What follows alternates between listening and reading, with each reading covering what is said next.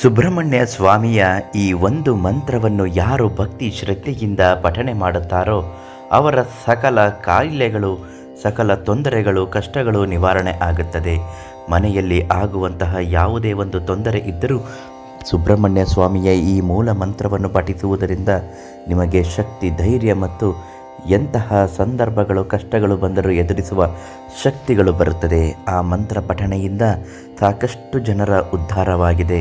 ಕಷ್ಟದ ಸಮಯದಲ್ಲಿ ಈ ಮಂತ್ರವನ್ನು ಪಠನೆ ಮಾಡಿ ಎಂತಹ ದೊಡ್ಡ ಕಷ್ಟವಿದ್ದರೂ ನಿಮ್ಮನ್ನು ಬಿಟ್ಟು ಹೊರಟು ಹೋಗುತ್ತದೆ.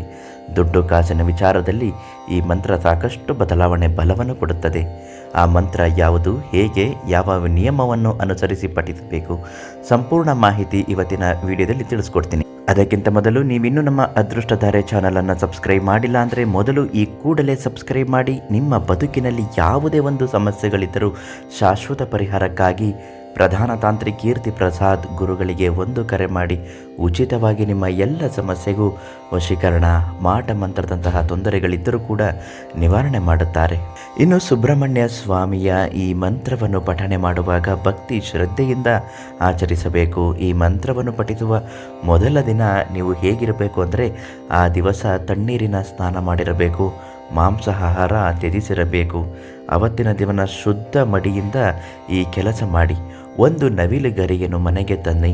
ಆ ನವಿಲುಗರಿಯ ಮುಂದೆ ಇಟ್ಟುಕೊಂಡು ಸುಬ್ರಹ್ಮಣ್ಯ ಸ್ವಾಮಿಯ ಫೋಟೋವನ್ನು ಇಟ್ಟು ಅದರ ಮುಂದೆ ಒಂದು ಹಿತ್ತಾಳೆ ಅಥವಾ ಲೋಹದ ತಟ್ಟೆಯನ್ನು ಇಡಬೇಕು.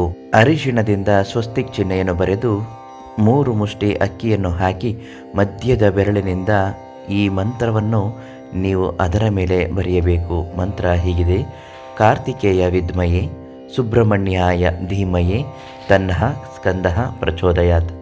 ಈ ಮಂತ್ರವನ್ನು ಬರೆದು ಭಕ್ತಿಯಿಂದ 21 ಬಾರಿ ಪಠನೆ ಮಾಡಬೇಕು.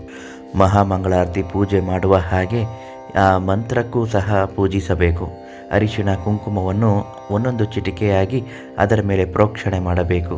ತೀರ್ಥವನ್ನು ಸಹ ಪ್ರೋಕ್ಷಣೆ ಮಾಡಬೇಕು. ಅದಾದ ಬಳಿಕ ಒಂದು ಪೇಪರ್ನಲ್ಲಿ 3 ಚಿಟಿಕೆ ಆ ಅಕ್ಕಿಯನ್ನು ತೆಗೆದುಕೊಂಡು ನಿಮ್ಮ ಬ್ಯಾಗಿನಲ್ಲಿ, ಪರ್ಸಿನಲ್ಲಿ ಅಥವಾ ಕೆಲಸ ಮಾಡೋ ಜಾಗದಲ್ಲಿ ಇಟ್ಟುಕೊಳ್ಳಿ. ಪ್ರತಿ ವಾರ ಇದನ್ನು ಬದಲಾವಣೆ ಮಾಡುತ್ತಾ ಬನ್ನಿ. ತುಂಬ ಒಳ್ಳೆಯದಾಗುತ್ತೆ. ಅಂದುಕೊಂಡ ಕಾರ್ಯಗಳು ಯಶಸ್ವಿ ಆಗುತ್ತದೆ.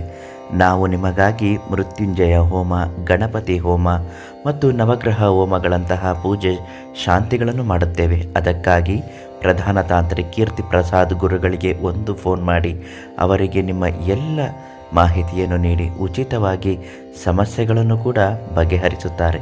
ನಾಳೆ ಮತ್ತೊಂದು ಮಾಹಿತಿಯೊಂದಿಗೆ ನಿಮ್ಮನ್ನು ಭೇಟಿ ಮಾಡ್ತೀನಿ. ಎಲ್ಲರಿಗೂ ಒಳ್ಳೆಯದಾಗಲಿ. ಧನ್ಯವಾದಗಳು.